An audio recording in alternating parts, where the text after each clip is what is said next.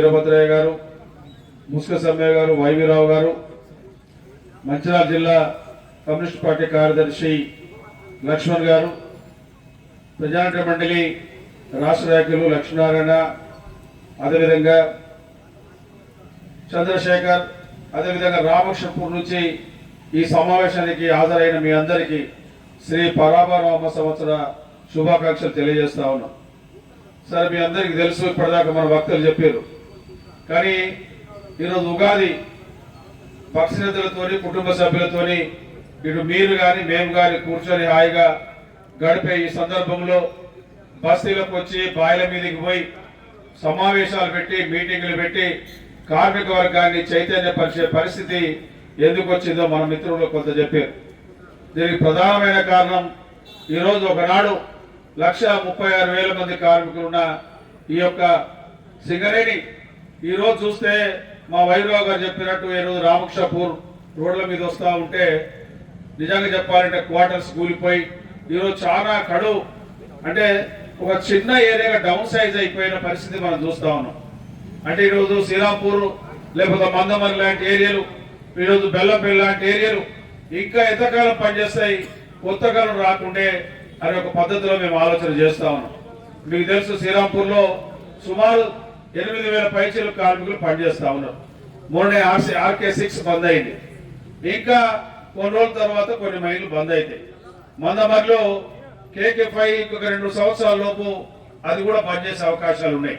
అంటే ఒకవైపు గరుడు బంద్ అవుతా ఉన్నాయి, దానికి సబ్స్టిట్యూట్ గా బాయిలు కొత్తవి రావట్లేదు.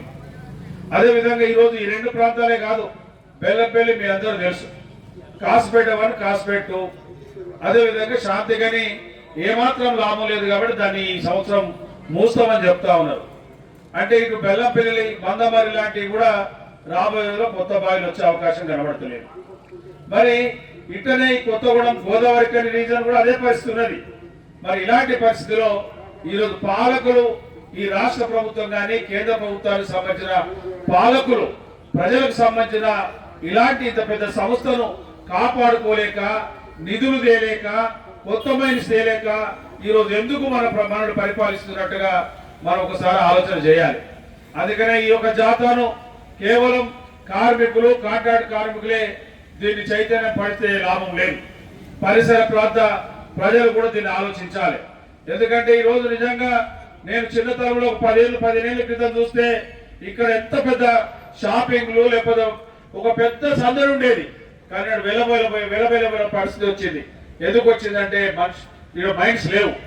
అందుకనే ఈరోజు ప్రజల మద్దతు కూడా ఈ యొక్క చైతన్య యాత్రకు లేకపోతే సేవ్ సింగరేణి జాతరకు ప్రజల మద్దతు, వ్యాపారస్తుల మద్దతు కూడా తక్షణం అవసరం. అందుకని 30 తర్వాత మేము తీసుకుపోయే చర్యల్లో ఈ యొక్క ప్రజలు, అదేవిధంగా వ్యాపారస్తుల సహకారం కూడా చాలా అవసరం అని చెప్పి సందర్భంగా మేము భావిస్తా ఉన్నాం. చాలా మందికి ఈ రోజు మనం ఏమనుకుంటా ఉన్నాం అంటే, ప్రభుత్వాలు ముఖ్యంగా యూనియన్ మేనేజ్మెంట్ మీ అందరూ తెలవాలి, పాత వాళ్ళకు ఇక్కడ కూర్చున్న వాళ్ళు తెలుసు. ఒకప్పుడు సింగరేణిలో మాట్లాడుకోవాలంటే యాజమాన్యంతో యూనియనే మాట్లాడాలి. అబ్రాహం గారు, ఇక్కడ గంగారాం గారు, లేకపోతే సీతారామయ్య గారు ఏదైనా ఇబ్బంది వస్తే వీళ్ళే మేనేజ్మెంట్ తో మాట్లాడి పరిష్కారం చేసేవాళ్ళు. కానీ నాడు పరిస్థితి మారింది. ఏం మారింది? ఎప్పటి నుంచి మారింది? 2014 వరకు మనము మేనేజ్మెంటే మాట్లాడుకున్నాం. ఈరోజు లాభాల వాట సంపాదించి పెట్టింది మన సింగరేణి కార్మిక వర్గమే. మన యూనియనే ఈరోజు లాభాల వాట సంపాదించి పెట్టే సందర్భాన్ని మనం గుర్తుపెట్టుకోవాలి. 2014 తర్వాత మనం తెచ్చుకున్న తెలంగాణ వచ్చిన తర్వాత ఈరోజు కార్మికుల నుంచి యూనియన్ దూరం చేసిండ్రు, రాజకీయాలు దగ్గరికి వచ్చినాయి. ఏమొచ్చినాయి? ఈరోజు ఎమ్మెల్యే గారు మేనేజర్లకు ఫోన్ చేయడం, వాళ్ళే చేయడం, ఈరోజు అన్ని వాళ్ళే చేయడం, యూనియన్ గుర్తించే పరిస్థితి లేని కారణం. నేను ఎందుకు చెప్తానో, పోనీ ఆ బాధ్యత తీసుకున్నప్పుడు మరి సింగరేణి అభివృద్ధి కోసం కూడా మీరు బాధ్యత తీసుకోవాలి కదా అని అడుగుతా ఉన్నాం.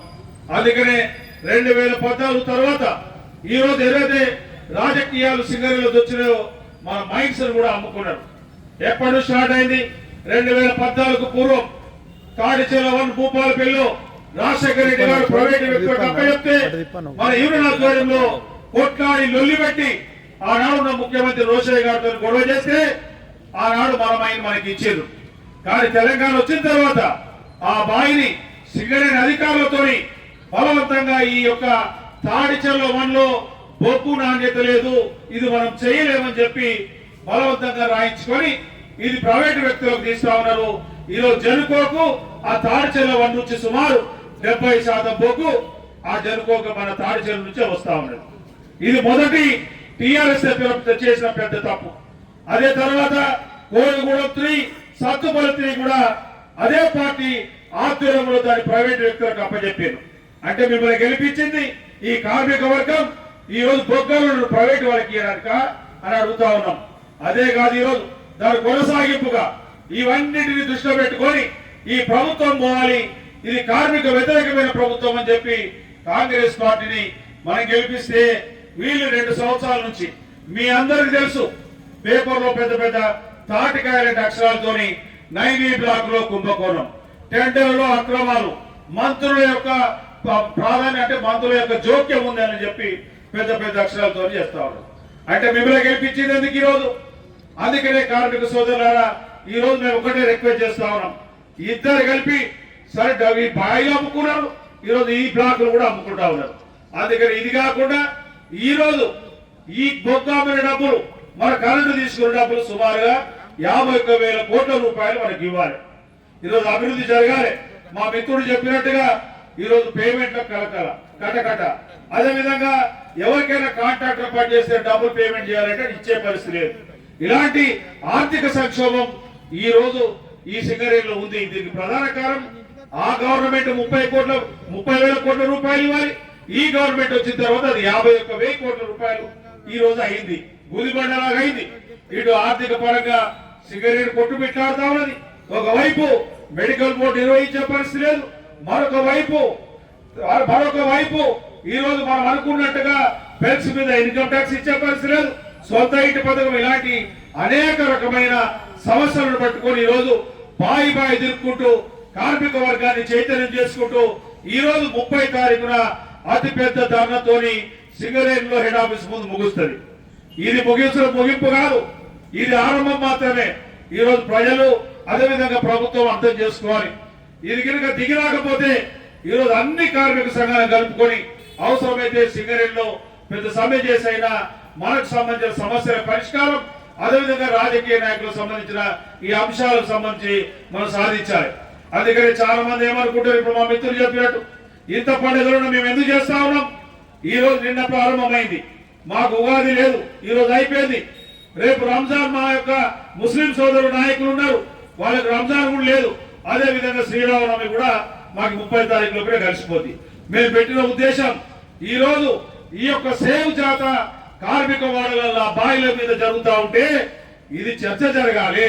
ఈ చర్చ ఈరోజు అసెంబ్లీ జరుగుతూ ఉంది. అక్కడ రాష్ట్ర అసెంబ్లీలో మన నాయకుడు సాంబశివరావు గారు ఉన్నారు.